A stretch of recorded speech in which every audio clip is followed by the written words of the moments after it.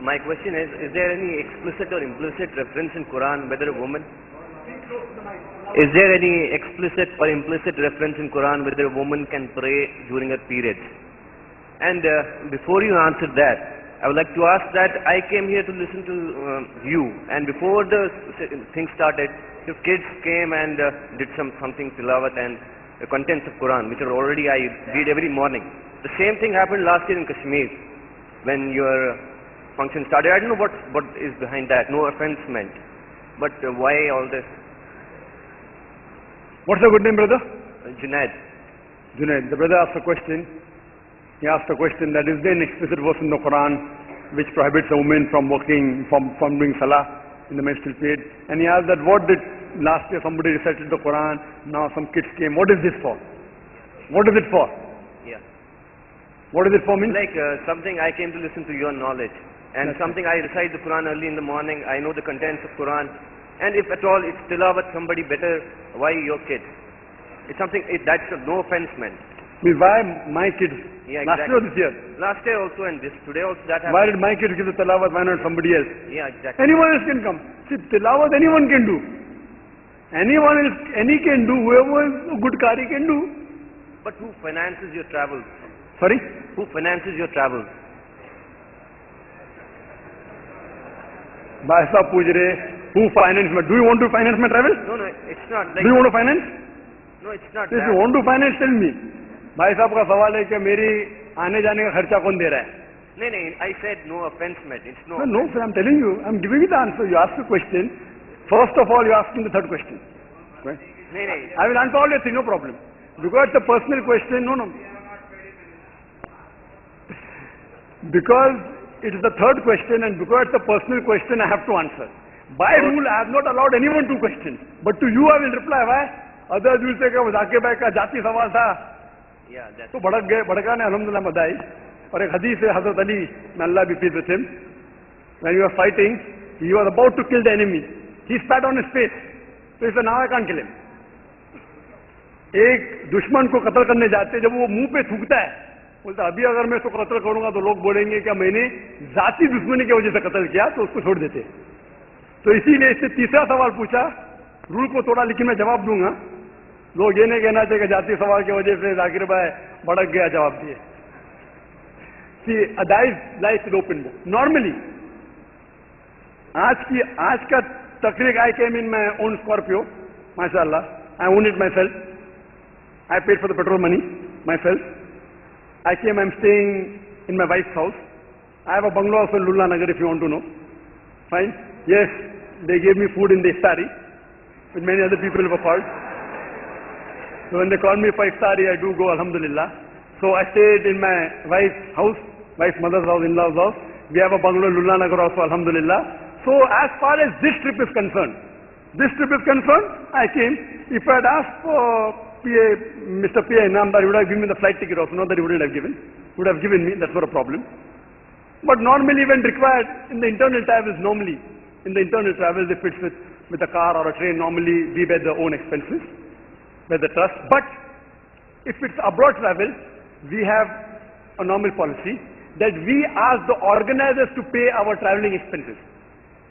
The organizers to pay the traveling expenses of myself, and if I'm accompanied by someone who needs assistance, the organizers pay the travel and the simple lodging and boarding, simple economic tickets, no first class.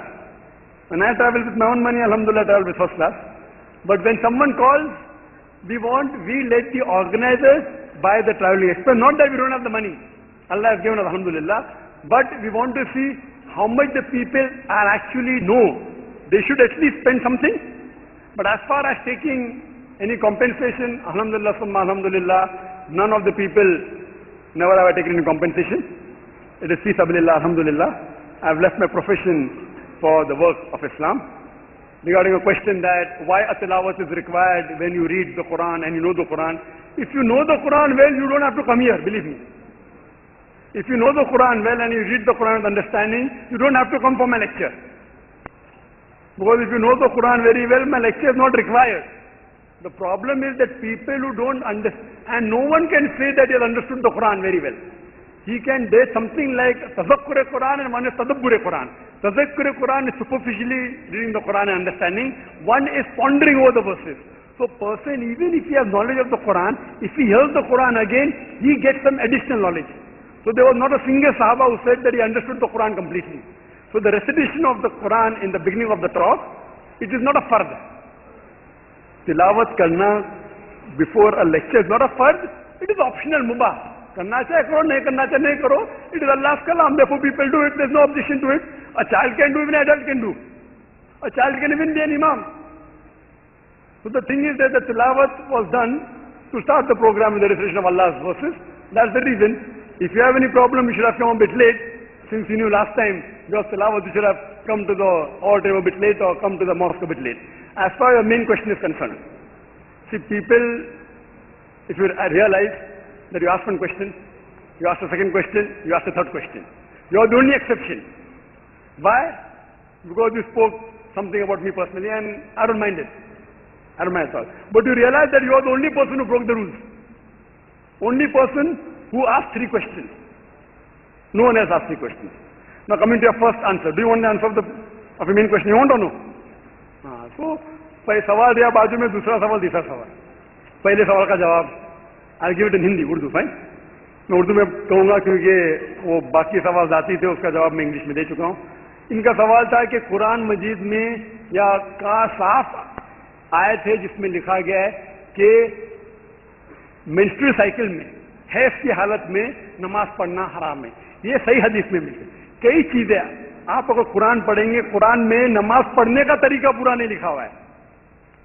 Quran में मुकम्मल किस तरीके से नमाज पढ़ना, कहाँ हाथ बांधना, रफतैन करना, कि क्या पढ़ना, कुछ चीज लिखा है. अदब पे खड़े रहो, सूरह फातिहा पढ़ो, ये लिखा हुआ है. सारे तफसीलात कुरान में नहीं है. कुरान में ये लिखा अतिउल्लाह अतिउर रसूल, ओबे अल्लाह एंड ओबे द मैसेंजर. अल्लाह की बात मानो, अल्लाह के रसूल की बात मानो. इसीलिए हदीस के बिना इस्लाम मुकम्मल हो ही नहीं सकता है. हदीस कुरान की कमेंट्री है, कुरान की तफसीर है. तो किस तरीके से कितने रकात पढ़ना, सुबह में 2 रकात फजर है, फजर के 2 रकात है फर्ज, जोहर की 4 रकात है, असर की 4 रकात है, कुरान में नहीं लिखा हुआ है. ये लिखा हुआ है हदीस में. तो इसी तरीके से हदीस में लिखा हुआ है कि हैज की हालत में खातून को नमाज पढ़ने की इजाजत नहीं है, उनके लिए माफ है. Allah has given them an exception and has given them exception because of during the menstrual cycle, they need not pray and it is prohibited. Hope that answers the question.